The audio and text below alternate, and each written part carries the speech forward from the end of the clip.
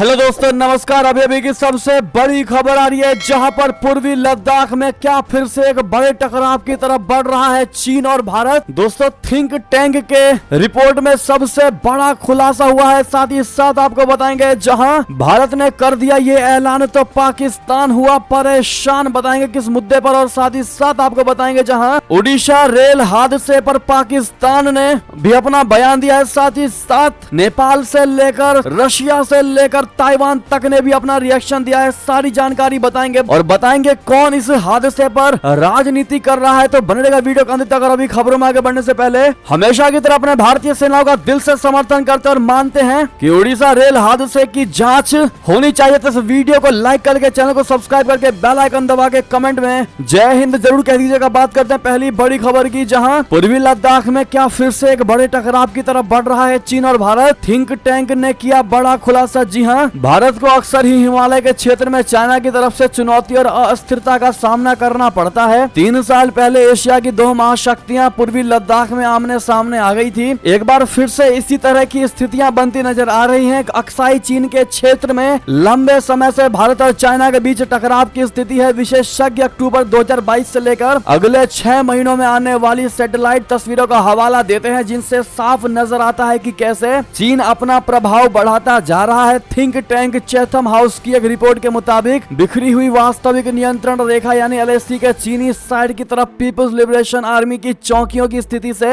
अंदाजा लगाया जा सकता है कि किस कदर चाइना की सेना हावी होने की कोशिशों में लगी हुई है। यह वही जगह है जहां पर एक ऐसा सिस्टम बना लिया है जो पीएलए सैनिकों की तैनाती के समय मददगार साबित होगा। सड़क चौकी और पार्किंग क्षेत्रों, सौर पैनलों और यहाँ तक कि हेलीपैड से लैस इन सेक्टर्स में नजर आता है कि चाइना किस तरह से विस्तार कर रहा है। जून 2020 में पूर्वी लद्दाख के गलवान में पीएलए और भारतीय सेना के जवानों के साथ हुई झड़प में भारत के 20 जवान शहीद हो गए थे। लद्दाख पर भारत दावा करता है तो चाइना झिंजियांग और तिब्बत के हिस्से को अपना बताता है। दोनों पक्ष अभी भी सटीक सीमा रेखा पर असहमत हैं। ऐसे में चीन भारत के बीच एक आकस्मिक संघर्ष के बढ़ने का खतरा भी बहुत ज्यादा बढ़ जाता है। बहरहाल दोस्तों, अगली बड़ी खबर की बात करते हैं, जहां पर भारत ने किया ये ऐलान तो पाकिस्तान क्यों हुआ परेशान, बता दें। भारत में एससीओ यानी शंघाई सहयोग संगठन के सदस्य देशों के विदेश मंत्रियों के बाद अब राष्ट्र प्रमुखों की बैठक की बारी है। बैठक 4 जुलाई को दिल्ली में होगी, लेकिन अब भारत ने ऐलान किया है कि ये बैठक आमने सामने यानी इन पर्सन नहीं बल्कि वर्चुअल होगी, यानी ऑनलाइन होगी। भारतीय विदेश विभाग के प्रवक्ता अरिंदम बागची ने अपने साप्ताहिक प्रेस वार्ता में कहा कि इसे ऑनलाइन करने का फैसला काफी सोच समझकर विचार करने के बाद लिया गया है। बागची ने कहा कि सरकार का निर्णय किसी एक फैक्टर पर आधारित नहीं है। उन्होंने कहा कि हमने अब सभी एससीओ पार्टनरों को बता दिया है कि 4 जुलाई की बैठक वर्चुअली होगी। हमें उम्मीद है कि सभी पार्टनर इसमें शामिल होंगे। प्रवक्ता ने साफ कर दिया है कि भारत ने ये कभी नहीं कहा था कि ये 4 जुलाई की बैठक इन पर्सन होने वाली है। बागची ने कहा, कई अंतर्राष्ट्रीय सम्मेलन हाल के वर्षों में ऑनलाइन ही हुए हैं, इसलिए हम इस बैठक को भी वर्चुअल ही करेंगे। इसे सफल बनाने की तैयारियां चल रही है। भारत इस बैठक का आयोजन एससीओ के अध्यक्ष के तौर पर कर रहा है, लेकिन भारतीय समाचार पत्र द हिंदू ने सूत्रों के हवाले से बताया है कि चीन, पाकिस्तान और रशिया के नेता इसके लिए समय नहीं निकाल पा रहे हैं। लिहाजा जिनपिंग, शहबाज शरीफ और पुतिन के दिल्ली यात्रा के कार्यक्रमों की पुष्टि नहीं की गई है। अखबार के मुताबिक रशिया यूक्रेन में चल रहे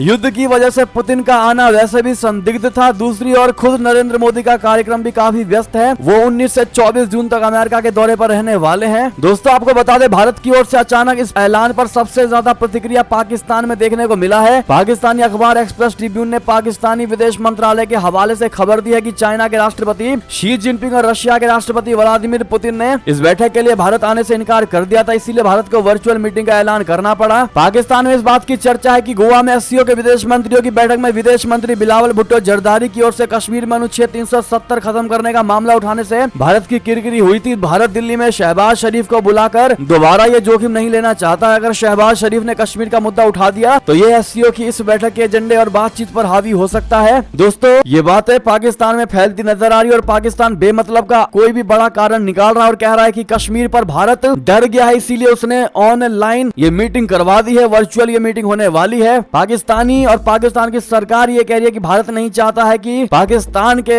प्रधानमंत्री भारत जाए और वहां जाकर के कश्मीर मुद्दे पर भारत को घेरे, इसीलिए भारत डर गया और ये बैठक वर्चुअली करवा दी। बहरहाल दोस्तों, ऐसे में आप लोग क्या जवाब देना चाहेंगे पाकिस्तान की सरकार और खास करके शहबाज शरीफ को कि जो हिस्सा भारत का है उस पर डर कैसा? ऐसे में दोस्तों देखते हैं भारत की जनता दीजिएगा कि इस पर क्या राय होगी। और साथ ही साथ दोस्तों जितना ज्यादा के वीडियो को शेयर कर दीजिएगा व्हाट्सएप फेसबुक पर। साथ ही साथ दोस्तों बात करते हैं अगली बड़ी खबर की, जहां पाकिस्तान ने ओडिशा रेल हादसे पर दिया ये रिएक्शन। विदेश मंत्री बिलावल भुट्टो ने किया ट्वीट। दरअसल ओडिशा के बालासोर में हुए भयानक रेल हादसे पर प्रतिक्रियाओं का दौर जारी है। इसी बीच कई विदेशी राष्ट्र प्रमुखों ने भी इस दर्दनाक रेल हादसे पर दुख जताते हुए अपनी संवेदनाएं व्यक्त की है। नेपाल और कनाडा समेत कई देशों के प्रमुखों ने ट्वीट किया है। उन्होंने हादसे में मारे गए लोगों के परिवारों के साथ अपने दुख को साझा किया। और इसी बीच अब पाकिस्तान की तरफ से भी प्रतिक्रिया आ गई है। हालांकि अभी तक वहां से कोई बयान सामने नहीं आया था, लेकिन अब पाकिस्तानी विदेश मंत्री बिलावल भुट्टो ने बयान दिया है। जरदारी ने अपने ट्वीट में कहा, आप देख पा रहे होंगे, जिसमें लिखा है कि भारत के ओडिशा में दुखद ट्रेन दुर्घटना में मरने वालों की संख्या के बारे में सुनकर दुख हुआ। पीड़ित परिवारों के प्रति हमारी संवेदनाएं हैं। हम घायलों के शीघ्र स्वस्थ होने की कामना करते हैं। अपने ट्वीट में बिलावल भुट्टो जरदारी ने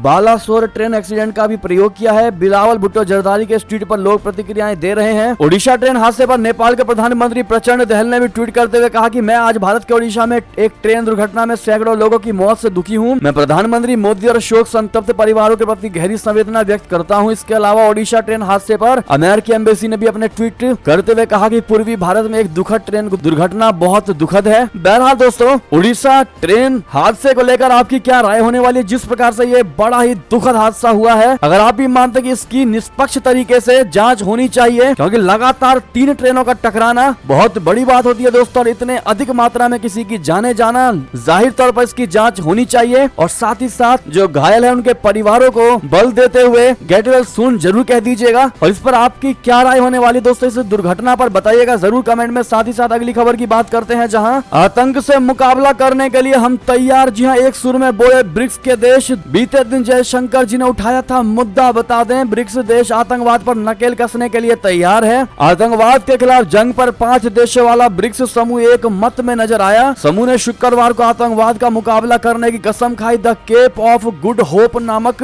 एक संयुक्त बयान में ब्रिक्स के विदेश मंत्रियों ने जब भी कहीं भी और किसी के द्वारा भी प्रतिबद्ध आतंकवाद की कड़ी निंदा की। बता दें कि कल भारत के विदेश मंत्री जयशंकर जी ने आतंकवाद को अंतर्राष्ट्रीय शांति और सुरक्षा के लिए प्रमुख खतरों में से एक बताया था। अगली खबर की बात करें, जहां सीमा विवाद सुलझाने को भारत और चाइना के बीच हुई 27वीं बैठक। ड्रैगन की बातों पर भरोसा अब भी मुश्किल। जी हां, वास्तविक नियंत्रण रेखा को लेकर लंबे समय से भारत और चाइना के बीच विवाद बना हुआ है। सीमा विवाद को सुलझाने के लिए भारत और चीन के रक्षा अधिकारियों ने 27वीं बैठक की है। इस दौरान दोनों देशों के बीच कई बिंदुओं पर सहमति जताने की बात कही गई है, लेकिन भारत के लिए ड्रैगन की बातों पर भरोसा कर पाना मुश्किल है। चीनी विदेश मंत्रालय के सीमा व समुद्री मामलों के विभाग के महानिदेशक होंग लयांग और भारतीय विदेश मंत्रालय के संयुक्त सचिव पूर्वी एशिया के डॉक्टर शिल्पक एम्बुले ने 31 मई को नई दिल्ली में चीन भारत सीमा मामलों पर परामर्श और समन्वय के लिए कार्यतंत्र की 27वीं बैठक की सह अध्यक्षता की थी। जी हां, बैठक में दोनों देशों के विदेश मामलों, रक्षा और आव्रजन विभागों के प्रतिनिधियों ने भाग लिया। अगली खबर की बात करते हैं, जहां ट्रेन हादसे से जुड़ी खबर। बालासोर में घायलों से मिल रहे प्रधानमंत्री नरेंद्र मोदी जी। स्वास्थ्य मंत्री से कहा, हताहत हुए लोगों के इलाज में कोई कमी नहीं होनी चाहिए। जी हां, प्रधानमंत्री नरेंद्र मोदी जी शनिवार को ओडिशा के बालासोर में ट्रेन हादसे वाले जगह पर पहुंचे।